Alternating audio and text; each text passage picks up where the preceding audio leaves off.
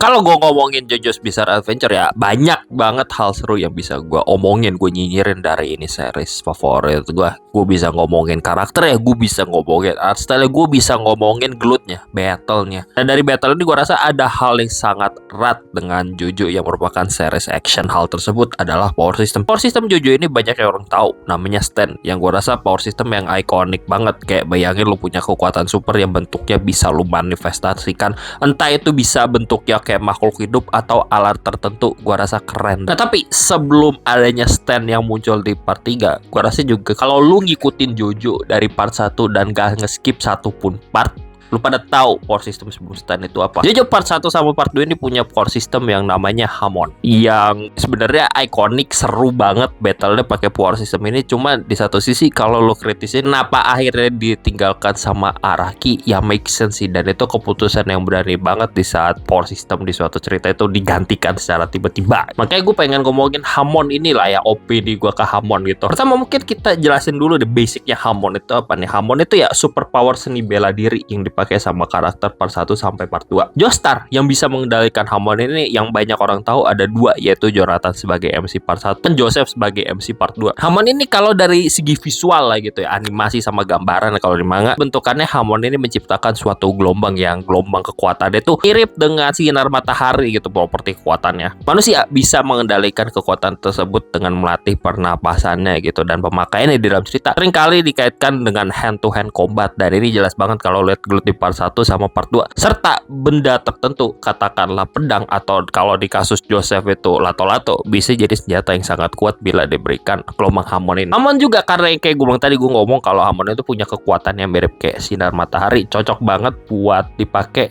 lawan yang lemas sama ya sinar matahari gitu. Dan di part 1 kan lawannya vampir Dio, dan di part 2 lawannya Pillar Man yang lagi-lagi sama juga lemah sama matahari gitu. Jadi kan make sense gitu, lu lawan pakai kekuatan matahari biar kebakar, dan cocok lah secara naratif, secara tematik lah. Di atas kertas ini power system yang menarik lah, dan pas dieksekusi dalam cerita di part 1 sampai part 2 itu bagus. Ditambah kalau lihat konteks part 1 sama part 2 terbit di zaman apa, make sense lah kenapa pakai power system Hamon yang sangat fokus ke direct hand to hand combat. Begini, kalau misalnya lu kritisi juga ya, Hamon ini rasanya terlalu banyak limitasi buat penulisan Araki, yang gua rasa freestyle banget kalau ngomongin kekuatan gitu. Karena kekuatan Araki itu apa ya, kayak dia itu kalau lu perhatiin battle JoJo, rasanya kayak lu tiba-tiba dikasih fakta random dari Wikipedia. Gua rasa Hamon melimitasi keunikan Araki di bagian itu. Dan gua rasa di part 2 ini apa ya, kayak kelihatan Hamon ini udah dipush banget dan udah mencapai batasnya buat di-expand sama Araki, itu udah nggak bisa gitu. Lu lihat cara Hamon di part 1 sama part 2 dipakai itu berbeda drastis dengan Joseph yang pakai Hamon itu sangat freestyle dibandingkan part 1. Kayak kelihatan battle di part 2 itu makin random BS go, tapi untungnya eksekusinya masih pas dengan Joseph Joestar yang sakti. Cuman lagi-lagi kelihatan di part 2 itu Hamon itu gua rasa udah mencapai di titik batasnya lah, udah susah gitu buat di-expand gimana lagi. Dan gua ngerasa hal ini yang dirasakan Araki juga sama Hamon itu. Makanya Hamon di part 3 dia lepas, dia ganti stand. Jadi poin gue di sini ya udah, intinya Araki udah mentok sama Hamon gitu dari part 1 sampai part 2. Yang gua rasa kalau misalnya gue memperhatikan fans yang lebih demen combat yang hand to hand lah, direct gitu ya,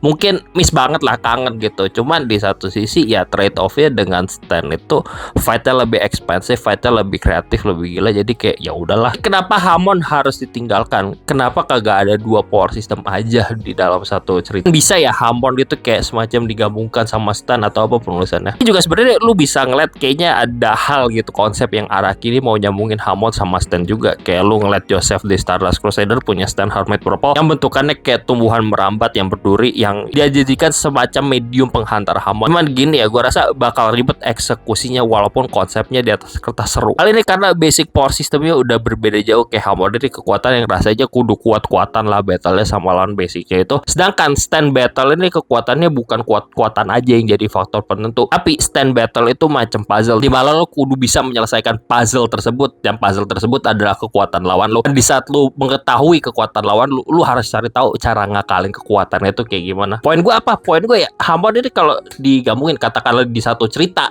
itu ada dua power system berbeda dengan dua fundamental yang berbeda gitu, gue rasa bakal ribet banget eksekusinya. Jadinya malah kayak setengah-setengah gitu. Dan gue rasa keputusan Araki ngambil ini apa misahin Stan sama Hamon dan akhirnya Hamon kagak dimunculnya lagi adalah keputusan yang terbaik, dimana akhirnya dia bisa mengeksekusi Stan dengan leluasa dan menjadi bagus. Jadi ya inti video gua apa, gua rasa Hamon adalah apa ya, power system yang di produk zaman dan produk jadul banget tahun 80-an, dan gua rasa sekarang kelihatan banget umurnya. Tentu gua tetap ngerasa Hamon ini power system yang bagus, dan gua rasa ya lebih mendekati sama power system shonen tradisional kayak eksekusinya yang bisa lalu harus trading arm biar bisa mengendalikan kekuatannya gitu-gitulah. Cuman ya itu barang jadul dan banyak limitasi ya pas dieksekusi di dalam cerita. Dan gua rasa kalau dulu Araki gak ngelepas Hamon buat stand cerita Jojo, gua rasa bakal stagnan si battle-nya gitu-gitu aja. Oh dia lebih kuat, gua rasain. Oh dia bakal lebih kuat gini-gini gitu-gitu. Perlu gua akuin juga keputusan menggantikan power system yang menjadi pondasi cerita action itu hal yang berani banget. Dan gua rasa kalau eksekusinya gak benar bakalnya mempertanyakan keputusan mengganti power system tersebut. Cuman ya untungnya ya